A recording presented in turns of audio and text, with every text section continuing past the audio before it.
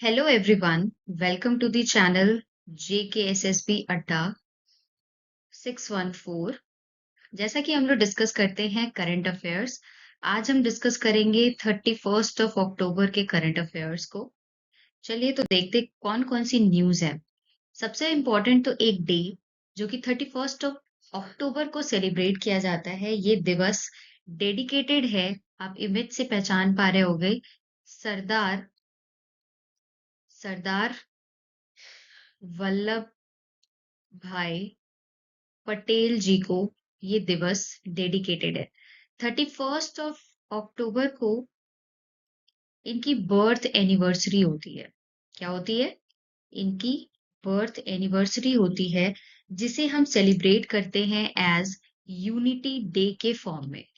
Unity day यानी कि एकता दिवस, राइट?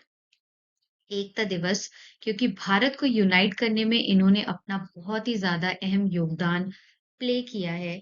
इस वजह से इस बार हम लोग कितने नंबर वाली इनकी एनिवर्सरी सेलिब्रेट कर रहे हैं, तो 150th नंबर की बर्थ एनिवर्सरी को सेलिब्रेट कर रहे हैं।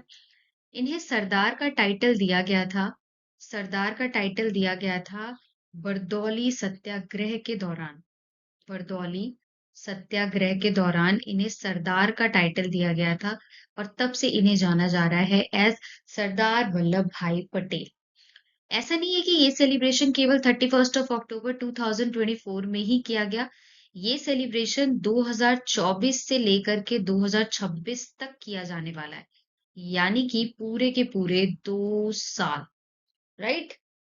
ऑल्सो सरदार वल्लभ भाई पटेल, जब हमारा भारत आजाद हुआ था, उस टाइम पर होम अफेयर मिनिस्टर भी रहे हैं, यानी कि इन्होंने एज अ गृह मंत्री भी काम किया हुआ है। इनके नाम से एक स्टैचू बनाई गई है। वो स्टैचू कहाँ पर है? वो स्टैचू डेवलप किया गया है गुजरात में। 2018 में इसका इनॉग्रेशन किया गया था। ये जो नदी आपको यहाँ इस इमेज में दिखाई दे रही है, आई होप, ये वाली रिवर, ये रिवर कौन सी है? ये रिवर है नर्मदा नदी, यानी कि नर्मदा नदी के किनारे इस स्टैचू को बनाया गया। यहीं पर आपको एक लेक भी मिलेगी, जिस लेक का नाम है पंचमुली लेक। कौन सी lake? Panchmuli lake, right? So इतनी बातें आपको यहाँ से याद रखनी है। बढ़ते हैं नेक्स्ट न्यूज के साथ। पाकिस्तान ने हाल ही में इस्तेमाल किया है आर्टिफिशियल रेन का, क्योंकि अगर आपको याद हो तो अभी हाल ही में रिलीज किया गया था एयर क्वालिटी इंडेक्स, जिसमें लाहौर, जो कि पाकिस्तान का एक शहर है, सबसे ज्यादा प्रदूषित शहर है, यानी कि नंबर 1 पे था इस लिस्ट में। अब क्या किया है? इस पॉल्यूशन को कम करने के लिए पाकिस्तान अब इस्तेमाल करने वाला है आर्टिफिशियल रेन का, यानी कि आर्टिफिशियल यहाँ पर बारिश कराई जाएगी, सो दैट कि यहाँ पे पॉल्यूशन को क्या किया जा सके? पॉल्यूशन को कट किया जा सके। ऑल्सो हम देख सकते हैं किस तरीके से यहाँ पे स्मॉग पूरी तरीके से फैला हुआ है। स्मॉग यानी कि स्मोक और फॉग का मिक्सचर, राइट? ये पॉल्यूशन है। आर्टिफिशियल रेन में हम किस टेक्निक का इस्तेमाल करते हैं, तो वो टेक्निक है क्लाउड सीडिंग टेक्निक को इस्तेमाल किया जाता है, जिसमें यूज होता है पोटेशियम आयोडाइड का, जिसका फॉर्मूला KI होता है। सॉरी, जिसमें इस्तेमाल किया जाता है सिल्वर आयोडाइड का, not potassium, it's silver iodide, right? Potassium नहीं, सिल्वर आयोडाइड का इस्तेमाल किया जाता है आर्टिफिशियल रेन का। तो ऐसा पहली बार है कि पाकिस्तान आर्टिफिशियल रेन का इस्तेमाल करके पोल्यूशन को खत्म करने वाला है। चलिए तो नेक्स्ट न्यूज के साथ चलते हैं, which is related to an app, जिस ऐप का नाम है सुविधा 2.0 मोबाइल ऐप, राइट? लॉन्च किसने किया है? इसे लॉन्च किया है इलेक्शन कमीशन ऑफ इंडिया ने, ताकि हम क्या कर सके, जो भी पार्टी यहाँ पर अपने नॉमिनेशन के लिए उन्होंने एप्लीकेशंस दिए हुए हैं, जिस भी पार्टीज ने नॉमिनेशन के लिए यहाँ पे अप्लाई किया हुआ है, दे कैन इजीली वॉच कि कहाँ तक उनका प्रोसीजर पहुंचा है, उनके जो भी नॉमिनेशन के प्रोसेस है उसे एक्सेप्ट किया गया है या नहीं किया गया है, ये सारी चीज़ें ये लोग यहाँ पर देख सकते हैं। ऑल्सो अब ईसीआई की बात आई है यानी कि इलेक्शन कमीशन ऑफ इंडिया, ये एक कॉन्स्टिट्यूशनल बॉडी है। कॉन्स्टिट्यूशनल बॉडी यानी कि संवैधानिक इकाई है जो कि मल्टी मेंबर्ड बॉडी है। इसमें कोई एक पर्सन नहीं होते, ये थ्री मेंबर्ड बॉडी है यानी कि तीन पर्सन इसे हेड कर रहे होते हैं। हमारे कॉन्स्टिट्यूशन में आर्टिकल की बात की जाए तो हमारा article number 324 election commission of India की बात करता है, right. Article number 324 election commission of India की बात करता है। ऑल्सो जिस तरीके से इन्होंने सुविधा ऐप लॉन्च किया है, इसके पहले भी अगर आप करंट अफेयर फॉलो कर रहे होगे, तो सी विजिल नाम का एक ऐप था जो कि इलेक्शन कमीशन ऑफ इंडिया ने लॉन्च किया था। स्वीप नाम का एक ऐप था और सुविधा 2.0 तो मैंने बता ही दिया। अगला जो है दैट इज़ सक्षम ऐप। तो ये सारे कुछ ऐप हैं जो कि ईसीआई ने लॉन्च किए हैं। सुविधा ऐप तो इसलिए लॉन्च किया गया है ताकि कैंपेन अगर करनी है तो उसकी परमिशंस इसी ऐप के थ्रू ही आपको मिल जाए।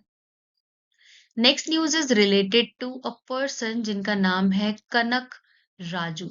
इनकी हो गई है डेथ। ये रिलेटेड है आर्ट एंड कल्चर वाले पार्ट से क्योंकि इनका नाम हमारे लिए इसलिए इम्पोर्टेंट हो जाता है बिकॉज़ गुसाडी नाम का एक फ़ोक डांस, गुसाडी नाम का एक फ़ोक डांस जो कि कहाँ पर परफ़ॉर्म किया जाता है, ये परफ़ॉर्म किया जाता है तेलंगाना में और इनका नाम कनक राजू जी का जो नाम है, ये भी गुसाडी डांस फ़ॉर्म से रिलेटेड है। फ़ोक डांस यानी कि लोक नृत्य से रिलेटेड है। लोक नृत्य से रिलेटेड है। अब इनकी हो गई है डेथ, तो ये आर्ट एंड कल्चर के पार्ट से हमारे लिए इम्पोर्टेंट हो जाता है। इसीलिए इनके नाम के आगे भी अ, अगर लिखा जाता है तो पूरी तरीके से लिखते हैं हम लोग गुसाडी कनक राजू, राइट? तो ये जो गुसाडी डांस फॉर्म है ये कहाँ का है? तेलंगाना का लोक नृत्य है। ऑल्सो ये कनक राजू जी किस ट्राइब से बिलोंग करते थे? तो ये बिलोंग करते थे गोंड ट्राइब से। अब आप ये नहीं सोचना कि गोंड ट्राइब तो यूपी में और एमपी में पाई जाती है, ये तेलंगाना में भी पाई जाती है, राइट? गुसाडी डांस फॉर्म जो है, गुसाडी लोक नृत्य, ये परफॉर्म किया जाता है जब तेलंगाना में सेलिब्रेट करते हैं दांडेरी नाम का एक फेस्टिवल, जो कि दिवाली के बाद सेलिब्रेट होता है। उस टाइम पे ये लोक नृत्य परफॉर्म किया जाता है। हमारे लिए इम्पोर्टेंट क्यों हो जाता है? क्योंकि हमारे प्राइम मिनिस्टर ने इन्हें ट्रिब्यूट दिया है। इस वजह से ये हमारे लिए ज़रूरी हो जाता है, राइट? ऑल्सो इन्हें सम्मानित किया गया है पद्मश्री अवार्ड से भी, जैसा कि आप यहाँ पर देख सकते हैं। चलिए चलते हैं नेक्स्ट न्यूज़ के साथ which is related to a person again जिनका नाम है राशेल गुप्ता। ये बन चुकी हैं पहली इंडियन जिन्होंने miss grand miss grand international 2024 को जीत लिया है। अब पहली इंडियन है तो ज़ाहिर-सी बात है हमारे लिए इम्पोर्टेंट हो जाता है। और यहाँ पर जो इमेज में आपको ड्रेस दिखाई दे रही है, इन्होंने माँ गंगा को डेडिकेट करते हुए ये जो ड्रेस है, ये पहना है, राइट? अब ये राशेल गुप्ता बिलॉन्ग कहाँ से करती हैं? तो ये बिलॉन्ग करती हैं पंजाब से। कहाँ से बिलॉन्ग करती हैं? पंजाब से बिलॉन्ग करती हैं। इन्होंने इससे पहले grand grand peasant choice award को भी जीता हुआ है और ये अवार्ड जीतने वाली ये सेकंड पर्सन बन चुकी हूँ क्योंकि पहली बार ग्रैंड पीजेंट चॉइस अवार्ड दिया गया था लारा दत्ता को। किसको दिया गया था? लारा दत्ता को। कौन से ईयर में? ईयर था 2000, राइट। इससे पहले मैंने आपको ये भी बताया था कि अभी हाल ही में ऑर्गेनाइज किया गया था miss India Femina miss India championship. इसे किसने जीता था? क्योंकि ये नाम भी इम्पोर्टेंट है। ये है निकिता पोरवाल। निकिता पोरवाल जो कि कहाँ से बिलोंग करती थी?